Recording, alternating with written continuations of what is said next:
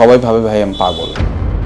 আমার ফ্যামিলি, আমার বাপ মা আমাকে ছেড়ে দিছে পাগল ভেবে, যে যা ইচ্ছা তাই করে। সেই ইন্সপিরেশন ধরে রেখেই আমার ওয়াইফ এখনো আমাকে বলে পাগল। আমি যখন যা মনে চাই তাই করি। ইন্সপিরেশন ওইটাই আমার ইন্সপিরেশন। বাংলাদেশের সবচেয়ে রিলায়েবল, সবচেয়ে ট্রাস্টেড এবং সবচেয়ে ফাইনেস্ট গিটার রিপেয়ার শপ কিংবা লুথিয়ার শপ হলো গিটার কেয়ার বাংলাদেশ। আমাদেরকে গিটার পার্সেল করে গিটার পাঠায়, কুরিয়ার করে গিটার পাঠায় যে ভাইয়া এটা করে দেন ঢাকার বাইরে থেকে, এবং আমরা তাদের কাছে পৌঁছায় নিই। তারা আমাদের কাছে পৌঁছাচ্ছে এটা দেখে, যে কারণ আমাদের কাজের কোয়ালিটি অতটুকু ভালো। আমার জীবনটা ঘুম থেকে উঠে ঘুমানো পর্যন্ত গিটার।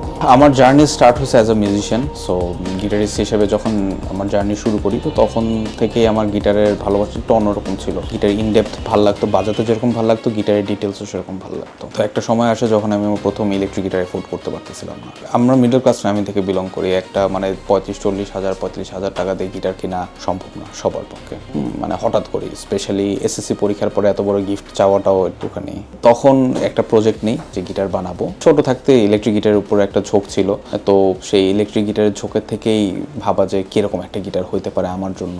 এখান থেকে একটা বানানোর চেষ্টা করি। তখন যেটা হয়েছিল, তখন আমি একটা কাঠ খুঁজে পাইছি বাসার মধ্যে। ভাবছি এটা দিয়ে গিটারটা হবে। তো সেটার মধ্যে স্কেচ টেচ করে কাটায় কুটায় নিয়ে এক মিস্ত্রির কাছে গেছি, যে আর একটুখানি গর্ত টর্ত কেটে দেন, এখানে এটা বসবে, এখানে এটা বসবে। এইভাবে বিভিন্নভাবে ওনার সাথে কাজ করে প্রথম গিটারটার কাজ করা হয়েছে। প্রথম গিটারটা খুব ম্যাসিভলি ফেইল হয়, কারণ ওইটার মধ্যে আসলে গিটার বানানোর জন্য যা জানা লাগে তা না জেনে আমি কাজ করতে বসছিলাম। ওই যে 15-16 বছরের বয়স ছিল, এর ঝোঁকেই আসলে গিটার বানানো শুরু হয়। তো সেখান থেকে আসলে যে আজকের এই জায়গায় চলে আসবো, যে মানে গিটার মানেই আমি আমার নিজেকে এক্সপ্রেস করা, সেই জায়গাটা। গিটার কাস্টম বানানোর পাশাপাশি আমাদের একটা খুব রিলায়েবল গিটার শপ আছে, যেটা নাম হলো গিটার কেয়ার বাংলাদেশ। যার যে কোনো কারো গিটার নিয়ে যে কোনো সমস্যা আমরা এখানে সলভ করি। মানুষের সবচেয়ে কমন ইস্যু হলো কি গিটারের নেক আওলায় যাওয়া, নেকের সেট আপ ঠিক নাই, বাঁকায় গেছে, ফ্রেটওয়ার্স উঁচু হয়ে গেছে, এটসেট্রা এটসেট্রা। তাছাড়া অন্য সমস্যাগুলো মাইনরস আসে। আর স্পেশালি অ্যাকোস্টিক গিটারের কেস আমাদের দেশে খুবই খারাপ, কারণ হলো খুব চিপ গিটারসে মার্কেট ভরা। এইগুলা কোনো রকম 1 বছর টিকার পরে কিন্তু গিটার আর টিকে না। তো ওগুলাকে খুব সাইজ করে আমাদের দিতে হয় যেন মানুষজন গিটার বাজাতে পারে।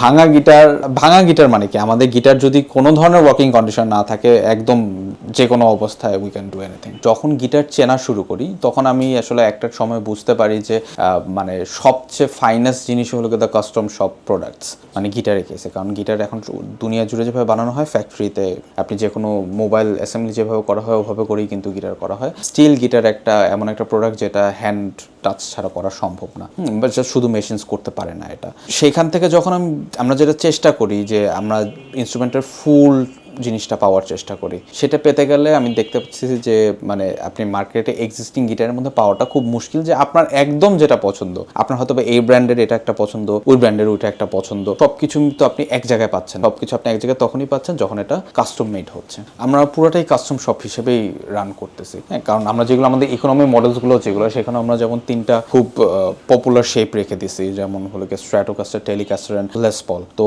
আমাদের দেশে সবারই আসলে চাহিদা মোটামুটি এই শেপগুলোর পিছনেই, কিংবা এইগুলোর স্ট্যান্ডার্ড স্পেসিফিকেশনে। তো তারা এখানে স্ট্যান্ডার্ড স্পেসিফিকেশনে অনেক টাকা খরচ না করে নিজের পছন্দ মতো কালার পেতে পারে, কিংবা একটু বেটার কোয়ালিটি পিকআপস পেতে পারে, জাস্ট কিছু মানি অ্যাড করে। So that's good for the value. একটা গিটার আমরা কয়েকদিন আগে করি, যেটা হলো একদম full edge modern guitar, headless guitar, fan fretted, multi scale, and ওটার মধ্যে খুব হাই এন্ড পিকআপস বসে, অ্যান্ড ওটার মধ্যে ফ্লোটিং ব্রিজ থাকে। মানে একটা গিটারের সবচেয়ে মডার্ন স্পেক যত হতে পারে সব মডার্ন স্পেক এনে আমরা এই গিটারটার মধ্যে ঢেলে দিছি। এবং ওই গিটারটা কাজ করার জন্য আমরা কাঠও যেগুলো সবকিছু বাইরে থেকে কালেক্ট করা, কানাডিয়ান, এগুলো মানে ইম্পোর্টের কাঠ। কিন্তু আমরা গিটারটা টপ এবং ফিঙ্গার বোর্ড যেটা করি, সেটা আমি আমাদের দেশি কাঠ দিয়ে করি। ওই গিটারটা বেসিক্যালি আমি কিন্তু 3 সপ্তাহ না 4 সপ্তাহে বানাইছি। কিন্তু একটা কাস্টম বিল্ডের জন্য কমপক্ষে আমাকে 2 মাস থেকে 4 মাস সময় দিতে হয়।